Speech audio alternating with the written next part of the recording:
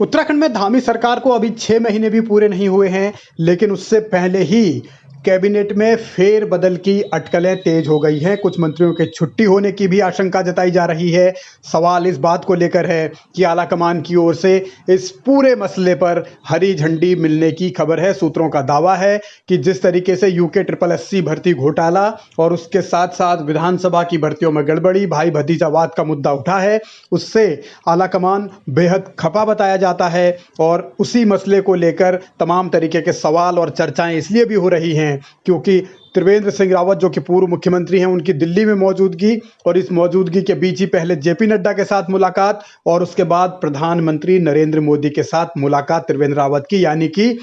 BJP की जो central leadership है, दो टॉप मोस्ट लीडर से त्रिवेंद्र सिंह रावत मिले हैं। जेपी नड्डा से भी मुलाकात हुई और प्रधानमंत्री मोदी से जब वो मिले हैं तो जाहिर है कि प्रधानमंत्री से भी इस मसले पर जरूर चर्चा हुई होगी कि उत्तराखंड में जिस तरीके का विवाद चल रहा है, क्योंकि ये मुद्दा पूरे देश का मुद्दा बन गया है और भारतीय जनता पार्टी की छवि को लेकर तमाम तरीके के सवाल है। खासतौर पर उत्तराखंड में सत्ताधारी दल है बीजेपी और वहां उसकी सरकार अगर चल रही है तो किस तरीके से सरकार की छवि पर धब्बा लगा है या बीजेपी की साख पर सवाल उठ रहे हैं, उसे लेकर आलाकमान बहुत खफा बताया जाता है और माना यह जा रहा है कि 2 मंत्रियों की छुट्टी भी हो सकती है। हालांकि एक खबर यह भी है कि मंत्रियों के विभाग भी बदले जा सकते हैं ताकि डैमेज कंट्रोल किया जा सके और इस मामले पर अभी फिलहाल एक तो प्रेमचंद अग्रवाल की कुर्सी पर खतरा बरकरार बताया जा रहा है। अभी उस मामले को आलाकमान ने नेग्लेक्ट नहीं किया है, यानी कि खतरा यहां कायम है। दूसरा मंत्री कौन है, इसको लेकर अभी चर्चाओं का बाजार गर्म है उत्तराखंड में और सियासी तौर पर धामी की भी ये परीक्षा है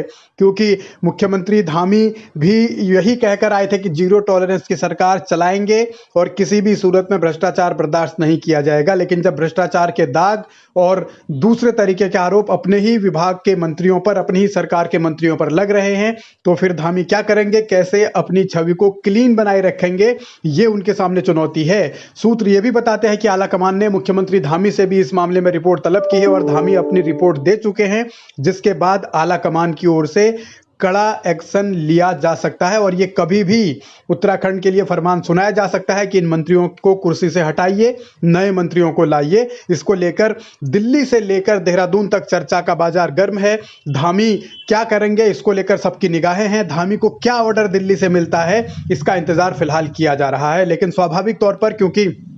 मुद्दा उत्तराखंड के हितों से जुड़ा हुआ है, जनता से सीधा जुड़ा हुआ है और जनता से अगर ये मुद्दा जुड़ा है तो त्रिवेंद्र रावत को दिल्ली तलब किया गया, उनसे जानकारी ली गई कि क्या क्या मामले हैं, क्या क्या विवाद हुआ है, भर्तियों में गड़बड़ी, विधानसभा में किस तरीके से ये भर्तियां भाई भतीजावाद की हुई हैं। तो उस मामले में त्रिवेंद्र सिंह रावत ने जेपी नड्डा को अपनी जानकारी दी है पूरी। उसके बाद मोदी से वो मिले हैं, तो चर्चाएं अब इसलिए तेज हैं कि आने वाले